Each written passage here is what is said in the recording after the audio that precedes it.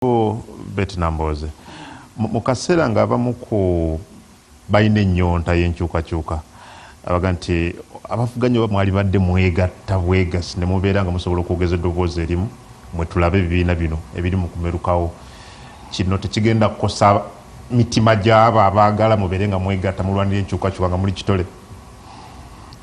Ekisooka ndowooza ekibuzo ekyo ky'ombuuza nakikuddamu omulundi guli naye ndowooza for emphasis kanyongere nkinyonnyole.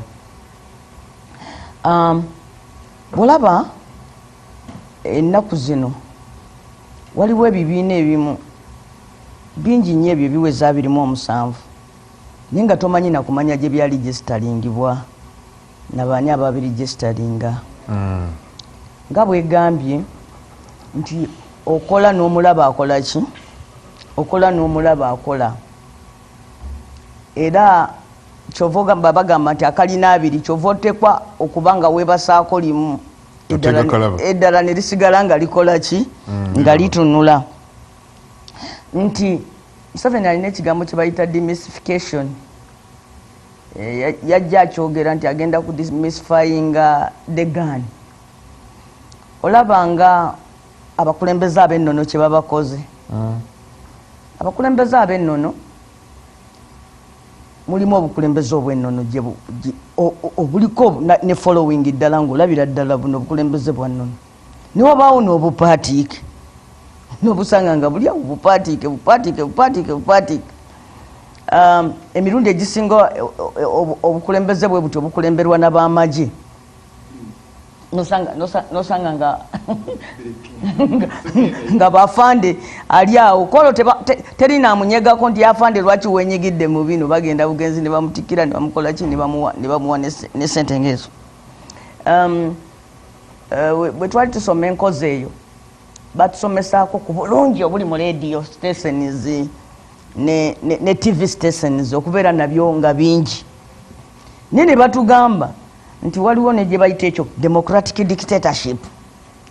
That democratic dictatorship ye nakyemalira okugenda mu kiri ekirabika nga kyekiri democratic naye nakyozaamu nti ekiri democratic kwe kuleka wabeerewo eddembe ly'abamawulire.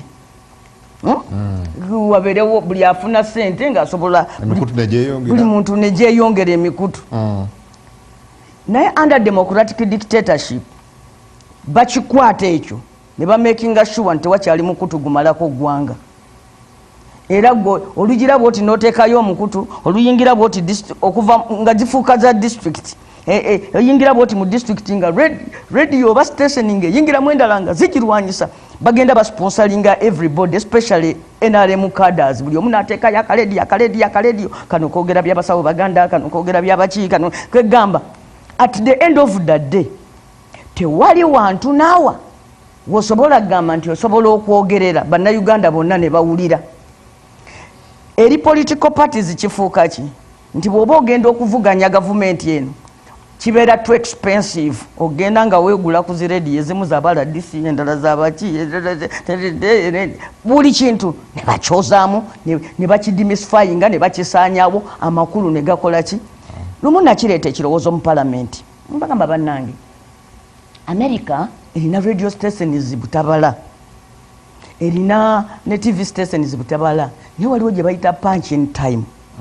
At one moment bamakinga sure nti radio ezo zonna obwesedde ne TV zoogera ekigambo eki. That one moment buli mu America yenna aba awulira message egi emu.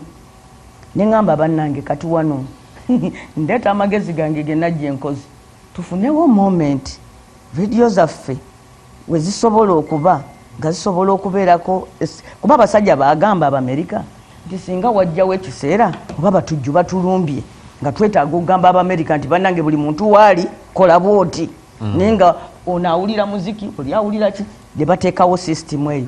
Do you know eyasituka okumpakanya ekiteeso ekyo yali maama yennyini mukyala w'embuga yennyini yasituka n'agamba nti ebintu ng'ebyo ebyo bannamboze bye baleetereza ebyo bakyalimu bagita ki okusula nga watamidde hangover y'obufuzi obwanna ffe ekintu kino twakita abantu babeere neki n'eddembe. That is what they call democratic dictatorship. That you know ebibiina by'obufuzi birungi nti ye wakati mu kufoominga ebirungi teekamu n'ebirala obifulaadinge. Kakati buli bayogera banange twegatte waliwo abajja ogaana definite nga tajja nakuwaayo mukisa wadde okuwuliriza kubanga ye tajjanga mu lwokano luno nkugambye ye surrogate mother kino ekintu kana akaana ke yazaala ogenda okakebera obutama nga bwa Museveni akayindo nga obugere nga bwa ino nga kana gwe ng'obugere bwa obugalo nga bufaanana Museveni gwe kakati akayindo nga kagundi ng'omanya nno kakati abo kati bw'obanga mwogambira nti nno mwegatte. So ono tagambye nti mu America eriyo ebibiina 13 ne Papa America basalawo nno ffe tukompitingira wano mu 2. So abalonzi abo era njagala ono okuddamu omulabula waliwo oli yagamba mbu musiru munnabyabufuzi oyo musiru oyo munnabyabufuzi alowooza nti abantu ba bulijjo tebamanyi tebategeera because abantu bagezi gojja kuteekawo ebyo byonna naye bo olutalo bajja kujja balufunza paka we balufunziza well civic education nnungi era twalijagadde tugiterawo ne ssente ne batagikola but eyo eyongera ku kiri omuntu Katonda kye yamutondamu ekisobola okugamba nti ani titubadde tuwagira wano entugga manya ntubadde tuwagira federo nga abantu bagamba twagala federo oli n'agamba nti teekawo pataawo giyise Federal Alliance ndowooza bali bonna abaagala federo bajja kujja ne batajja because bo bakukubyemu toki ne bakubala ne bagamba wadde tubadde twagala federo naye yemmanga tetukoze eki tetukkiridde nolowooza abantu nti oba bakyaye ebibiina bipya ate NUP nejja ate ne badduka ne bakola ki ne bagendayo. So bantu bamanye nti we are operating under that system oli gye yagamba democratic dictatorship nti buli wali ekintu bagenda bakyozaamu such that bannayuganda tebabeera na common voice. District ebyalo buli kamu kali too many everything nti Museveni yajja wano nga mu Uganda mulimu amawanga amatongole 16 nga bagawandiika in fact ku kisenge kya parliament bali bawandiikawo na 15 kubanga abalwenzululu bali bakyababalira wansi wani wa tolo kati olwaleero tuli ku modern 50 nti even clans mu bitundu ebimu what were your clans kakati byafuuka biki byafuuka amawanga ag'okumuliraano nago galina amawanga tribes wano kwegamba ekintu kyonna nakizingazinga nakikutamya nti gwe abadde agenda okugamba nti ffe ab'eggwanga lino Abaganda nga mukoma Nakasongola nga mukoma Bugerere nga mukomawa ayagala atuuke n'ekiseera agamba ab'Ebuvuma nti mwe muli baggwanga ddala agamba ab'Ekkoome muli baggwanga ddala njabba wa Bayibuli njabba wa rediyo nammwe muyimirizeewo olulimi lwammwe nammwe mwegatte kakati gwe bw'ojja ogamba nti bannanga abayagala Obuganda mugire mwegatte omanyi nti gwe wamuteekayo oli Saabanyala gwogamba mbu Ssaabasajja beegatte Obuganda bunywere no mwabanywezezza kyemunywezezza ekiri main mulina genda mu maaso n'ekintu kyammwe ziri diversions oba agents of provocation agents abajja okujjamu nga mwekalakaasa ebyamazima ye yasooka n'okuba owa poliisi oguggo ku mutwe naye nga ye ekigendererwa kye yazze kuteekamu jiya naawe obuukire omupoliisi gwe bakole ki gwe bakwate. So nagambye nti nze buli nnaku nyongera ne ŋŋamba bannayuganda nti nze mbeesiga weewaawo obwesiga obwo bujja kunyuma nnyo nga tufunye civic education naye naffe ffennyini bannabyabufuzi sekinoomu tetuteekwa kulinda nti electoral commission yokka yeteekwa okusomesa naffe tulina okwekolamu emirimu egisomesa abantu baffe kubanga luno tetuli kaweweevu tuli ku lutalo. Thank you. Charles, wakonye ku civic education ne honorable najongedde okugyemphasizinga ejja etya under the circumstances kakembale njagala tenayogedde nenkaleka luli mu bbanga nti Abamerika bagamba nti be batonda Osama bin Laden naye yatuuka ekiseera n'akola ki waliwo naleetedde olugero lwa Kasenyanku nti omuntu bw'otuuka kusoberwa noba nga osobola n'okweteerawo nga gwe wenyini osobola n'okweteerawo abakuwakanya kitegeeza naawe wenyini orealizinze nti otuuse mu kaseera ak'okusoberwa mu bintu ebyo bye bagenda bateekawo wagenda tuuka ekiseera nga tebakyasobola bicontrolinga. Okay, good. Thank you. Just. Chetuyina si kulonda. What we have is not an election. As envisaged in 1995 Constitution. You see, a really transition kuva 1986 when the NRA captured power. Kigambo kyabakozesa ne kati bakyali mu kujaganya nti bawezezza emyaka bagenderana nga bakutubiza ne kati tebabuzanga. But the National Resistance Army had promised okubuza mu myaka ena kati omugenzi Kanyihamba nekiza besi omugenzi Professor Kanyihamba nekiza Besigye ne baleeta motion eyongerayo NRA nga tegenze mu kulonda. So up to 1996 NRA tetwalonda. Kati 1994-95 akalulu ako akasiye kaali kakuza buyinza eri population eronde. Now obuyinza tebuddanga eri population. You don't have power. So bw'oba tolina buyinza therefore tosobola kuwa buyinza. Omulimu gw'akalulu kuwa buyinza bw'olina tosobola kuwa ekyotalina toyina. So I am against this system, this process. Nze njiwakanya sikalulu sire tulina okuddayo ku conversation ya 1994-95. Now when that's done, but assuming kati tobola mutunulira organs nga electoral commission Munyagwa na electoral commission kati babanyisaganyisa ebigambo ku TV gwe erinda ko gwe manyaji gwe kino you get that's not an electoral commission, because an electoral commission mulimo gwayo gwa kulaga mu mazima ekivudde eri the sovereign. And ayakola etteeka erya electoral commission nabyo nebintu by'obululu was so clever because mbadde mbigoberera.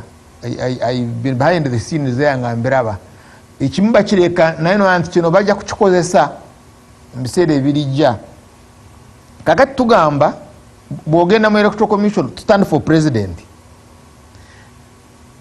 one weetaaga mikono ebiri n'abo abagenda okunominatinga. You get those ones have to be there physically bakunominating and balina form gye basayininga ebigambo byayo biri clear, balina okuba nga bakumanyi nze am nominating Munyagwa for president n'ensayininga. Kakati ne bali 10 there is a form gye basayininga eyina ebigambo byayo the citation yayo that they are in support of the nomination. And it's a constitutional issue. It's not statutory, it's constitutional. Oyina okuba n'emikono 10 of registered voters, not 99, not 10. Now electoral commission kati ate neyeewa obuyinza to verify emikono egyo, but wenjogererayo n'abagenda okwesimba you don't have forms. Tosobola kusameme ekyagenda mu maaso nulidde ebibiina ebigunjibwawo kati era nga tubuuza nti bigatta ki ku bali ku ludda oluvuganya gavumenti, naye nga twagala kujjukiza nti osobola okugenda ku Google Play Store oba App Store neinstallinga app eya Afra Mobile n'osobola okulaba programs ez'enjawulo n'emikutu egy'enjawulo ng'oyitako Afra Mobile, ate nga kati olina n'omukisa okulaba by'osubiddwa, tugeze programu ezibaddewo ku makya leero oba ezabadde olunaku olwajjo odda buzzi mabega n'osobola okulaba mukaddeko konna. Afro Mobile gijje ku Apple Store oba Google Play Store.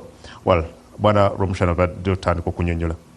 Esobadde ngamba bw'ogobera ebyafaayo mu bufuzi obw'edda waba Herode obwatta abaana. Naye nga Katonda bw'ataasa omwana Egypt. Omuzadde omulungi anoonya omwana. That's why Mother Maria ne Joseph banoonya omwana. And Jesus Christ agamba obwakabaka bwa Katonda bwabo mubalike bajje mwana. Naye kati bw'olaba ekiri mu Gaza, Israel eri mu kutta bwana. Ensi tuli mu kutta bwana. Ne bw'ogenda mu byobufuzi byaffe tolaba nti ensira n'okulowooza tubitadde ku baana, tubitadde ku next generation ezikola ki ezijja. Ffena twetunuulira, buli omu atunuulira lubuto lwe. Abaagezezaako katono nnyo atunuulira mwana we, n'atatunuulira nti omwana muzimbamu ntya ng'ensigo ayambe abaana abalijja, abakolere abaana abalijja. Kati ekikutwala eri mukulu Museveni n'ebibiina by'obadde oyogerako, that ekibiina oba bintu bya mukulu Museveni byaliko must be about an idea. Ekirina okukulembera kyekirowoozo, nga bwe ngambye kino ekirowoozo kyenkuleetedde eky'abaana. What you call a child, omuntu atunuulira ensi, atunuulira future, aba atunuulira mwana. So mukulu Museveni bw'aba atambula gy'atambula tali mu PDM, no, ali mu kunoonya kalulu, is politicking. Nga bw'olaba nti omuntu ogenze kuziika naye tolumirwa afiiriddwa, you don't have any pain kuba obulamu bwo yagenze, but onoonya kalulu, obadde onoonya abantu abazze mu kuziika. In other words, esaalayo eri singa bafa bangi n'obeera ng'ofuna abaziika, waliwo omulambo omusava, ogwo omusava ogwo gufuna pose buleese bangi. So PDM singa mukulu Museveni tali mu politicking, yandibadde atunula whether PDM asente abazifunye bannaku bayinike, because this was access to finance by the most poor. Beyayitanga kida kyonka. Singa omulaba nti anoonya n'agamba wano nyina lisiti y'abantu 100 mu paalisha eno, the most poor PDM at least ku 5 of the most poor waliwo abafunye. Bwe baafunye naawe bayingidde money economy, then you would say yes, ali ku PDM. But olaba byalimu butale, byalimu kugamba is for those who are already in the money economy, anoonya kalulu. So the same is true with na bino ebibiina byobadde oyogerako, but nga sinakutwala eyo. In 1980 bwetwasooka okukuba kalulu after Amin's time, that's almost 10 years. Is Idi Amin. Twali bakuddamu kukuba kalulu in 1985, naye tekaabaawo because of Tito Kero's lutwa. So I can say Tito Kero yayimiriza akalulu. Tetwaddamu kulonda until 1994.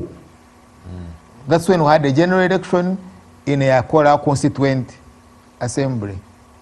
Kekalulu kenesimbamu. So those are 15 years since 1980. Nga Uganda teri mukola ki? Teri mukulonda. And okuva olwo tetwadda mu bibiina since 1996. For almost 20 years, Museveni gyafugidde okudda mu bibiina. But kyayita movement system gye twatambuliramu nga alwana nnyo abantu okuba ne symbol, because there was no symbol for movement system.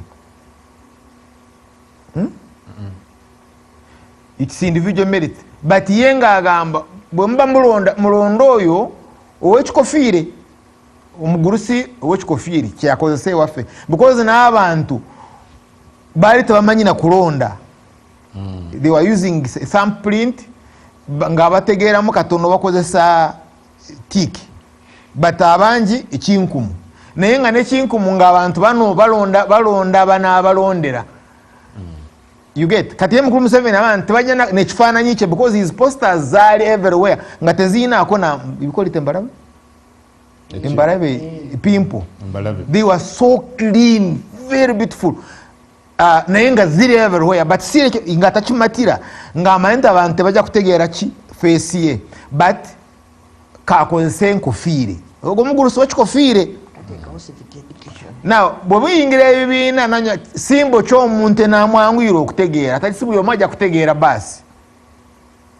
So omuntu atasobola kutegeera simbo naye ng'olaba lutalo okufuna simbo gy'ategeera anaategeera atya ana idea. Because political parties are about ideas. Zisuubula idea, zisuubula ekirowoozo n'okuziyingiramu oziyingiramu lwa idea nogamba I'm going to this political party because this political party erina idea bweti.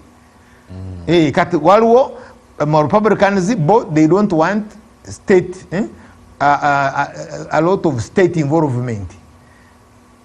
You get choice and it's a freedom they are moving towards. Then abagamba no we need high taxation. Abagaga mwateeka emisolo mingi nnyo tusobole okuba ne programs ez'abaavu. Nayo it's an idea. Abagaga bagamba mutukendeze emisolo z'abagaga capital esobole okukola amagoba industries eyongere. Then now there is also another idea nti abagaga abalina factories muwe emisaala emirungi nnyo nga mingi eri abakozi basobole okufuuka akatale for the products ebikolwa ki. All those are ideas. So abagunjufu bazimba ebibiina on ideas.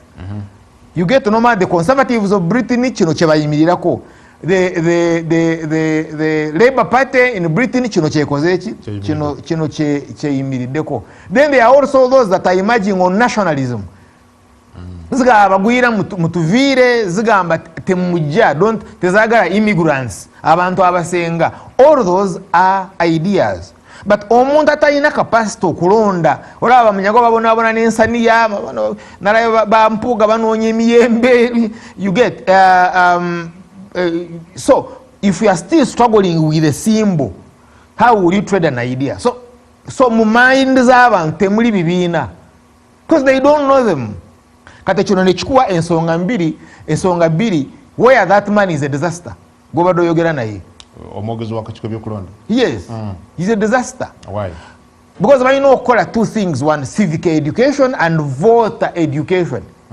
Kati olaba akyayagala kuyigiriza munyagwa engeri gye bakyusa erinnya. Omanya kati there is this process, there is gazettement, there is what. Oyo omulonzi wennyine wamusomeseza ekibiina kyeki. That's one. Two, balonda ki. Because you see, omulimu gwa media kwe kuleeta alternatives. The alternatives si bantu.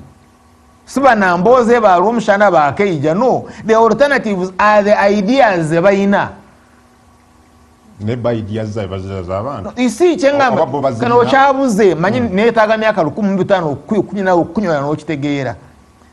So what you sell by the okulonda aganyirwamu mu kufuna information is not the elected. Nanyini kalulu ye mulonzi.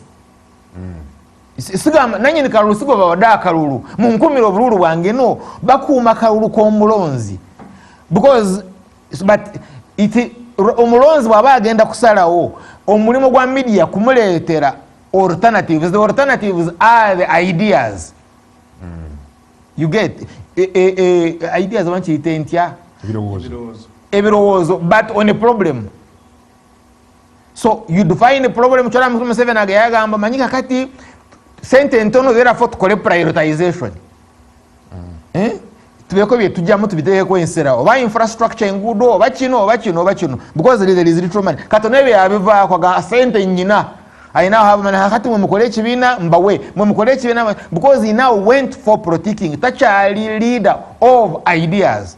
Yali w'amaanyi nnyo nga yimiridde kwa ideas. Kati munafu nnyo because it's built on material.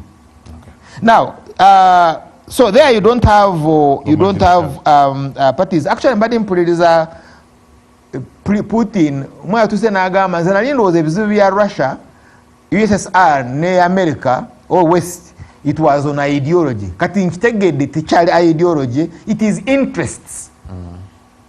So what are our interests? Ffe tufuniramu wa?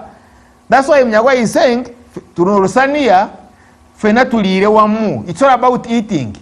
And he's right. The dominant thought, the dominant thought of political elite in Uganda is kulya, sharing the cake. It's not about cake tujukola tutya. How do we even defend this cake? Because walona abagala okujikujangako nga bava wabweru. Ebyo nate tubitunuulira. So, but allow me manyinda when you are very uncomfortable because siri musinguzi. But allow me on comment on issue of Nambozi. Waliwo ebibiina ebituufu, waliwo ebibiina ebitali bituufu. Abalonda mujja kukola, mulina amagezi mujja kukola. Waliwo abenkyukakyuka, waliwo ezo tags mwe muzeewa. Because why do you want to think you are correct, others are incorrect? N'okujja mu bwongo why? It's because tetuli ku idea. Chowa mbuuza, you want to remove Museveni, then you do what? And then you do what? You see, those are the contradictions about what the ekizibu kya Uganda is obote mujjeo. Ekizibu kya Rwanda is Habyarimana. Okay, Bukuru Kagama mujjeo n'okumutta Habyarimana bamuta. Ebizibu bya Rwanda byagwa. So if you say problems are Uganda is Museveni mujjao ebizibu bya Uganda bijja kabiweddewo, because that's what you also thought. Nti ekizibu kya Uganda was obote and UPC. Yamujjawo kati ebizibu biweddewo. Are we better? Is he comfortable? Is he relaxed?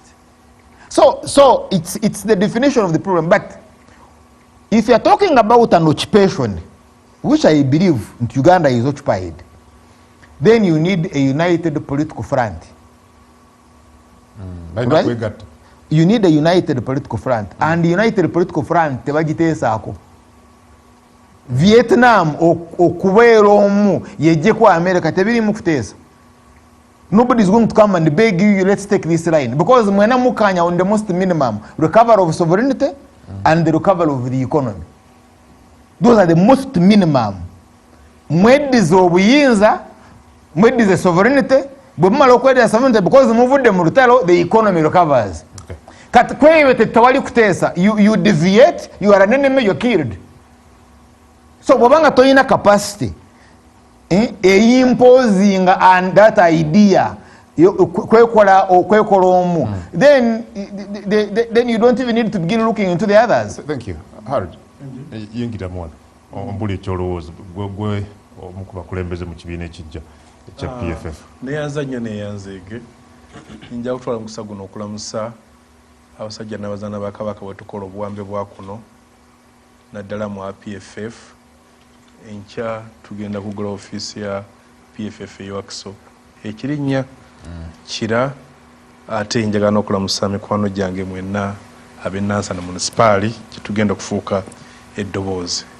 Ensonga nziwulidde naye simanyi lwaki mu mawulire mwogera ebibiina ebipya. Ndowooza apparently ekibiina kati ekipya kiri kimu, PFF. People of the FDC. No, it's the only registered from point of starting. Yoka a new party. In the recent past, Jagattako, Obane aunt. No, need that in Jagalato. Kati nkwesiga. See a delegate. Matega Mwakola Ogokorachi, who got to get a bulungi. Uganda eina ebibiina abiri musanvu. Ebiri mu pipeline biri ebibiina musanvu. Tanzania eina ebibiina abiri mu bibiri. Kenya eina ebibiina 13. America eina ebibiina 393. UK eina ebibiina 393. America ina 50, India ina ebibiina 27,900. That is how spread kati ekizibu ekiri wano bannange badde bakikonawo ng'example ne batakijjaayo kyekizibu kya civic education. Kenya yo mugezaako okubifunza mu constitution yaabwe bakkiriza musobola okwegatta ne mwetuuma erinnya limukozesa mu kampeyini eyo naye nga munda mu mukago ogwo gulimu ebibiina bingi naye ne mugamba twegasse wano ebibiina 20 naye tujja kweyita NBS naye nga mu NBS mulimu ki nga bwolaba mulina Next Media naye nga mulimu abantu ab'enjawulo. Yes, Abamerika bo kye baakola bwe baalaba nga ebibiina bifuuse bingi bademocrat ne barepublican ne bakola endagaano eyaabwe babiri bwebeera TV debate bokaboka gwo kyovula gwoyinza n'okulowooza nti abeesimbawo ku bwa president bali aba babiri naye nga babeerayo ki wansi babanyigireyo kati ali n'amawulire kati beewaabwe gajja ne galondamu aba gali sponsored nti gatunulira abo babiri naye ngaewabeerayo era oluusi ne ku dipenda wajaga nti bw'otafuna point ezifaanagana bwe ziti tojja nakukkirizibwa kukubaganya birowoozo.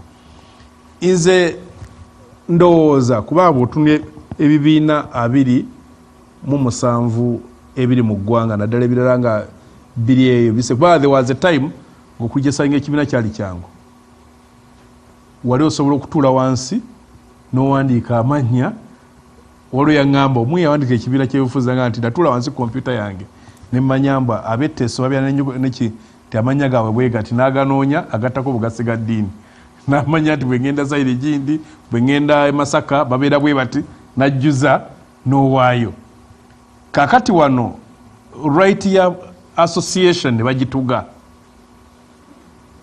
kati nga bwolaba ebeera anti gye yayitamu okuregistaringa ekibiina gye twabba ekimaakinga ne bannaffe n'embeera ffe gye batuyisizaamu nti olina okuba nga olina hard skin okugamba mu ŋŋenda nkoleki bigisalinga ekibiina so kyovula ndi kati olaba nti abantu agenda n'ayingira ekibiina kati nga munyagono ng'ekibiina ekirala ne mugamba naye tuzze wano mu kibiina ekirala tulowooza ntwetaaga tukituume erinnya erifaanagana bwe riti going forward lifaanagane n'obudde. Wali mabega dipiro wali balowooza nti mb'osanga simbo y'enkumbi mu modern era bw'oginyumiza abawagizi abasinga obungi bayinza oba tebaasosietinga nayo naye ng'ate mu nkaaga yali nga bw'oyogera ku nkumbi okola ki otegeerekeka. So nze kyendowooza ekyetaagiza singa waliwo civic education buli omu n'agenda mu katale k'ebyobufuzi kyanambozi agende baali badde basunsula naye bannayuganda tebabadde civic competence obwo obusobozi obusobola okutunuulira abantu ani ona ani asinga. Kakati neosanga nti abantu abasinga kati okuwagira mu Uganda bali sentimental emotions olina okunoonya oli bw'omusembya mu ngeri etali ya nsonga.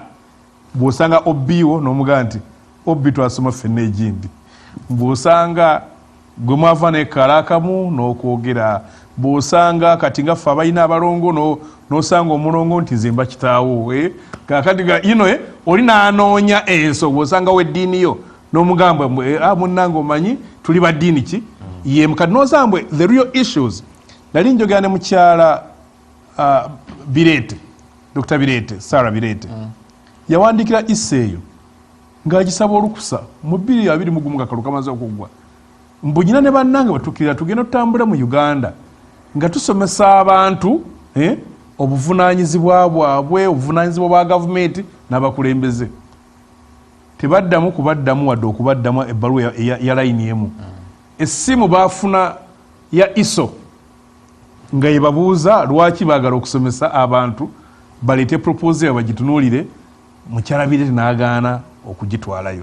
So ekyo Mwai Museveni ne famire ye nga bakiinamu ekigendererwa ekyokuba nti abantu babeera ku level ey'obutala bintu bigenda mu maaso ne babeera manipulated kati babeera mu mbeera efaanana bwetyo obusonga obutono basobola bugoberera ne bava ku nsonga ennene. Jjo nabadde ku mufu eggombe eyo waliwo mukadde waffe Ssebuggwawo yafiiriddwa muwala we kati bwe nabadde njogera ngaliwo abeena abali wano nga balina enduulu gye bakuba nga kibagendera abantu baleme kuwuliza byokola kyebyogera era nembagamba kati mmwe temukwalifaana kubeera BNRM nabuuza ani yalese akakaddeeka nga taliyo nabuuza muli so n'olwekyo nti twetaaga civic education as a matter of fact kuba wanaabeerawo civic education yejja kutegeera nti enjawulo ki eri wakati wange ne mukyala Nambooza ali mu NOP kati ne President Munyagwa ali mu Common Man's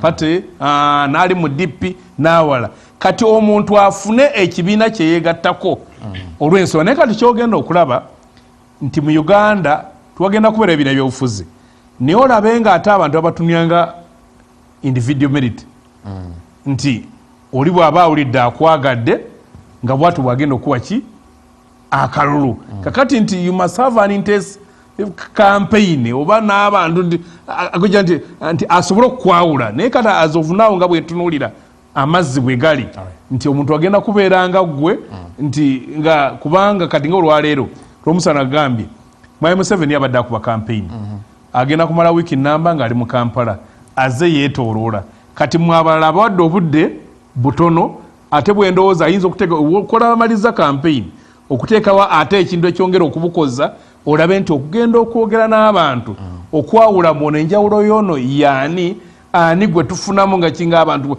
ate namwe amawulire mwetaaga muyambe ensi mukwate police platform zaffe nga ffe tetulinawo kati ngano mwina Friday gundi ya mutunuulire baani abali solid kubamu bannamwe twalanga abatalina side singa mukola omulimu ogwo Uganda mujja kuba mugikoze eki kuba kati ffe bw'otuleeta wano nja kujja ndifendinge PFF mukyala Nambooza adifendinge NUP adifendinge Common Man's Party kati mwami Rwomushana ajja afuuke technical at the end of the day munansooli gwe twetaaga okuyamba okulaba okutegeera nti bano bonna beeyagaliza naye kiki abalina ekyo wadde nga beeyagaliza naffe kyetufunamu. Mubarak Munyagwa mu lutalo n'olw'okukyusa obukulembeze solution eri mu kutandika bibiina byabufuzi bijja. Yes, kati nakyo ekyo kyetaaga nga tufunye ettabamiruko wawamu nga ffe abali ku ludda oluvuganya ne tukiwa a thorough debate naye wona okibuuza individually. Yes, kakati kansooke ntereezeemu katono Honorable Rwomushana nga bwanyonyodde olusaniya atumisrepresentinze nti byakulya buli Professor Namara chairperson electoral commission yaffe stroke campaigns director w'ekibiina anyonyodde bulungi naye nja kumwesimu ya Honorable Rwomushana amuyise mu nsonga y'olusaniya lutegeeza yes, that's okay. No, I just love what I'm seeing. Sina problem nacho. Number 2, nsaba kano nkayise nti fairness matters, equity matters, justice byabakama musaba nti wabeerewo fairness. Nagezaako kumulaba enfunda eziwerako ne baŋŋamba tusobola mulaba nti abagambye ajja kunkubira. Emirundi gye nakagenda nalinda essimu n'engiteeka mu kibatu sirabangako simu ya justice byabakama. So fairness matters. Kakati waliwo buli kibiina kiba ne ideology. Kakati exactly ate ne strategy. Waliwo as a matter of strategy abalowooza nti constitution ya Uganda eri very clear nti omuntu okufuna okutwalwa president yeetaaga 50% plus 1 vote. Nga waliwo abalina school of thought egamba nti buli kibiina kikwate we kisobola to stretching president Museveni aluzinge grip. Nga neera nabo bw'obawuliriza balina point akugamba oteekawo candidate omu oli anamukurampingire waka yeetaaga just one battalion oba one what ey'abasirikale. Singa oleeta ba candidates 7 ajja kwetaaga battalions 7 to cramp them down. Nga bo bakugamba nti no buli kibiina operating and they just take all lines of communication to minimize on the clash obeera nga mukoonagana. You get the point. Waliwo agamba tuteekewo candidate omu ffenna tumudde emabega. Naye ekyo wano Uganda tekiri practical. Kenya bakinoonyeza solution. Uganda ekibiina osanga kirina interest nyingi okuva waggulu paka wansi. Osanga party leaders amu besimbye ku MP.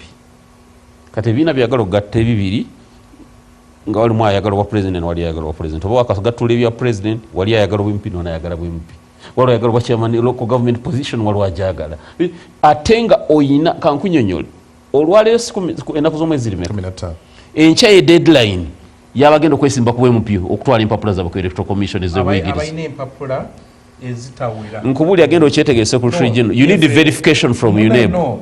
By the way, did you go to the electoral commission and verify and clarify? I have the letter. Okay, that is fine. Nedambade yatuyamba abantu isi actually mwali muchunguzi yagenda na interpreting ebaluwa ya mukama we wrongly ng'alinga ategeeza nti buli muntu yenna agenda okwesimba atwale ki empapula. At gundi number 4 point number 4 mu ebaluwa ye gundi paragraph 4 ekulaga agamba nti abantu bonna nga wasomera ne Uganda ng'olina senior 4 ne senior 6 you are not one of the people who are supposed to go and verify. No, information njifunye naye njagala ojjukire njagala nkutegeeza ekyo tekiri by accident kye bali mukola. Neera nkusaba honorable Kaija oba odiringa n'omuyeekera tokola nga arguments ezo. Nkubiriza abantu baffe omulanga buli ayina empapula kazibe za UNEB enkya zitwale ku electoral commission. Yes, you have not looked at the roadmap. They say you take them with to UNEB, then you take them to the electoral commission for submission. Ojukira balimisa onalebo mau okwesimbawo nti talina nanga muntu ate nga ali mu voters register ne bagasi mulonzi therefore. Kakati nze mbadde nkusaba honorable Kaija ebyo tebiriwo by mistake.